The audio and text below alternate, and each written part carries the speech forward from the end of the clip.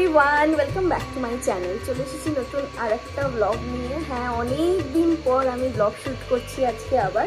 So basically আজকে আমার বাড়িতে কালী পুজো, আর আমি প্রায় 1.5 বছর পর হাতে মেহেন্দিও পরেছি। এই যে সো আজকে বাড়িতে কালী পুজো, তো সমস্ত কিছু প্রিপারেশন হচ্ছে। আমি বাড়িতে এসেছি, আর আজকে মঙ্গলবার, আমি বাড়িতে এসেছি মোটামুটি ওই রবিবার নাগাদ। তো এখন বাড়িতে সবাই আছে, লোকজন সবাই এসে গেছে, অনেক মানুষ এখনো আসছে।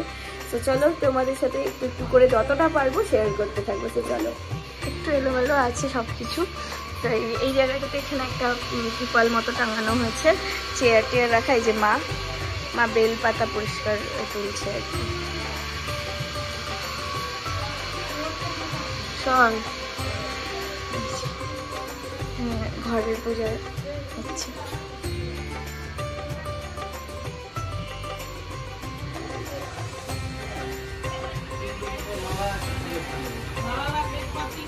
রান্না হচ্ছে, খাওয়া দাওয়া।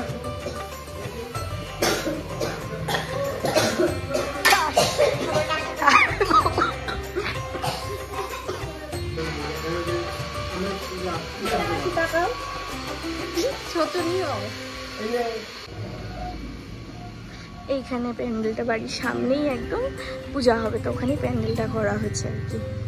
দেখাচ্ছি।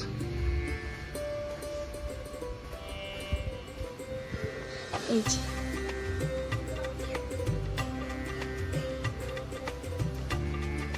ফ্রন্টটা, এই পাশটাতে তো ফাঁকাই আছে, এদিকটাতে মানে এন্ট্রান্সটাতেই পূজা হবে আর কি।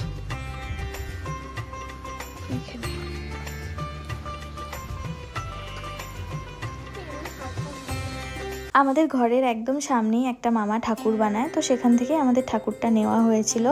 তো আমি সকালবেলা স্নান টান করে একবার গেছিলাম দেখতে যে আমাদের ঠাকুরটা কতটা হয়েছে বানানো। গিয়ে দেখলাম মা দুর্গাও বানানো হওয়া শুরু হয়ে গেছে আর কি। আর এই যে ছোট্ট ঠাকুরটা আমাদের বাড়ির ঠাকুর, যেহেতু ভাইয়ের মানসিকের পুজো ছিল, তো খুব ছোট করেই পুজোটা হয়েছে আর কি। আর ঠাকুরটাও এইটুকুরই মানসিক করেছিল মা।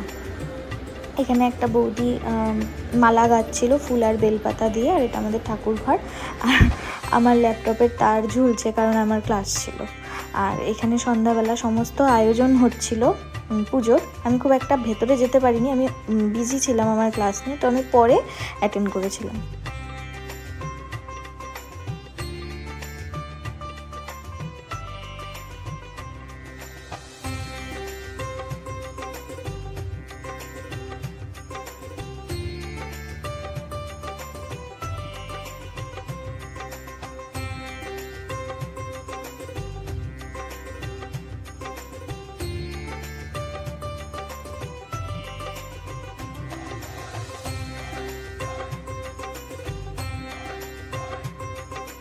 এই যে এই টাইমে মোটামুটি ওই 10:15 মতো বাজে, তখন আমি ফ্রি হয়ে বেরিয়েছি। তখন আমি দেখলাম যে আমাদের ঠাকুর আনা হচ্ছে, আমি একটুখানি ক্লিপ নিলাম। আর দেখো ঠাকুরটা কতটা সুন্দর হয়েছে, পুরো কিউট ছোট্ট বাচ্চা খালি না।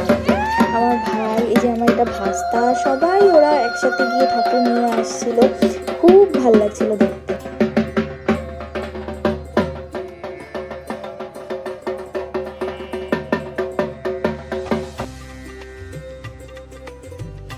এই যে মা সবার প্রথমে বরণ করতে গেছে। তো আমাদের বাড়িতে না এই প্রথম কালী পুজো হলো, আগে কোনোদিন কালী পুজো হয়নি। অনেক ধরনের পুজো হয় কিন্তু কালী পুজো হয়নি। এটা আমার ভাইয়ের মানসিকের কালী পুজো ছিল, কারণ আমার ভাই কিছুদিন আগেই খুব অসুস্থ হয়েছিল। তো মা মানসিক করেছে মানে ওটা করতেই হবে। আমরা দেরি করিনি, তাড়াতাড়ি খুব ছোটোর মধ্যে কালী পুজোটা করে ফেলেছিলাম আর কি। তো এই ছোট করে কালী পুজোতে খুব সুন্দর সব নিয়ম মেনে ভালো করে হয়েছে। আশা করব ভবিষ্যতে যদি কোনোদিন আবার আমাদের বাড়িতে কালী পুজো হয়, তখন সবাইকে ডেকে সবাই মিলে একসাথে বড় করে কিছু করার।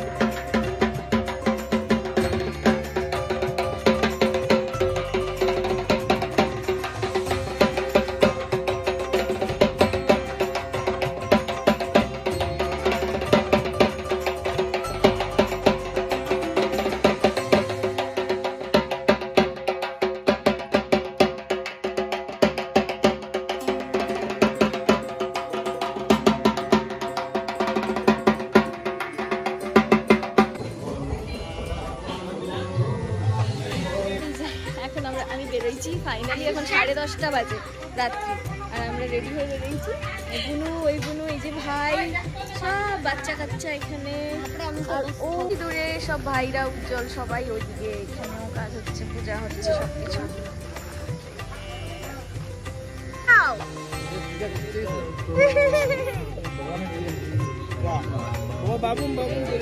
বাবুনি পড়ে গেছে ওর। আমি এখন আসছি গোপালদার স্টুডিওতে, একদম আমার বাড়ির সাথে। এই যে মানদা আর এই যে গোপালদা, আর স্টুডিওটা মারাত্মক সুন্দর, আমি দেখাচ্ছি।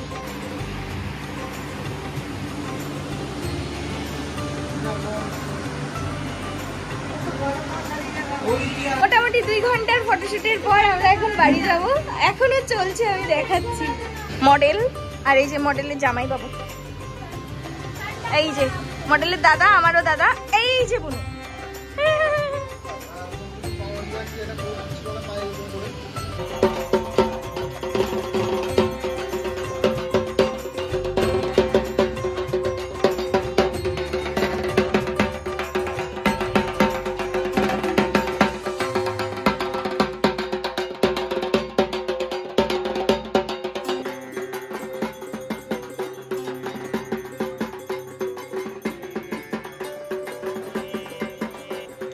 অনেকক্ষণ আমি পুজোর এখানে বসেছিলাম। তারপরে আমি একটু ভেতরে গেলাম, গিয়ে দেখি আমার ছোটো মেজো মাসি সবাই মিলে তরকারি রান্না করছে পরের দিন প্রসাদ খাওয়ানো, যারা আসবে সবাইকে দেওয়ার সেটা।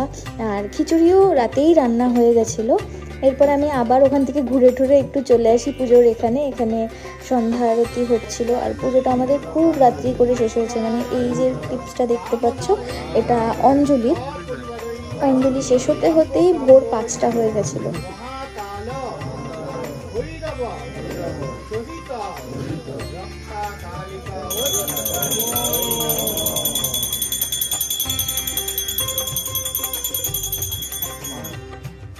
তো অঞ্জলি শেষ হওয়ার পর মুহূর্তেই আমি ফটাফট চেঞ্জ করে বাইরে চলে আসি। অ্যান্ড সমস্ত ঘরের প্রসাদ যত ছিল, ভোগের প্রসাদ যত কিছু ছিল, সমস্ত কিছু ঘরে নিয়ে চলে যাই। অ্যান্ড সবাইকে খেতে দেওয়া হয়, উপোসী যারা ছিল তাদের উপোসটা ভাঙার জন্য।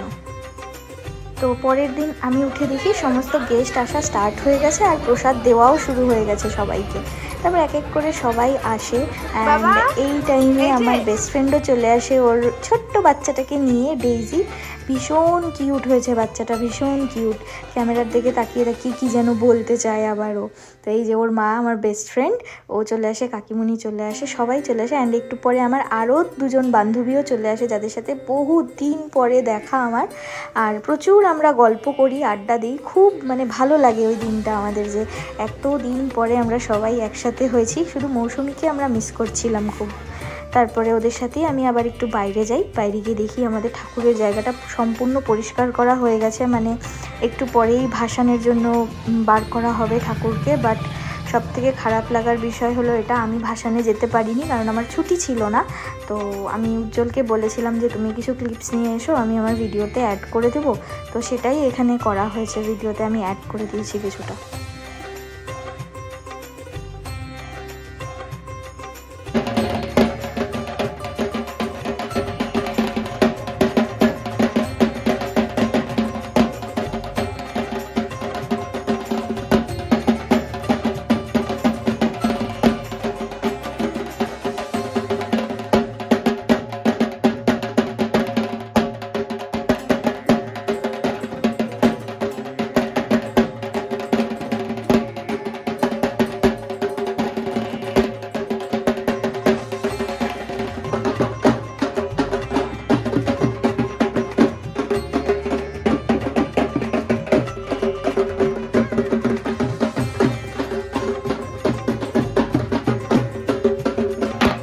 এখানে আমার বড় পিসি কি সুন্দর ধূপটি নিয়ে আরতি করছিল।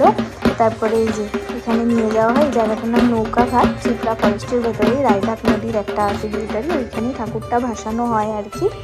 তো এই ছিল আমার ছোট্ট একটা ব্লগ। অনেক দিন পর ব্লগ দিচ্ছি, আশা করি তোমাদের খুব ভালো লাগবে আমার এই ব্লগটা দেখতে। আর যদি তোমাদের আমার ব্লগ থেকে কিছু ভালো লেগে থাকে please do like, comment and share.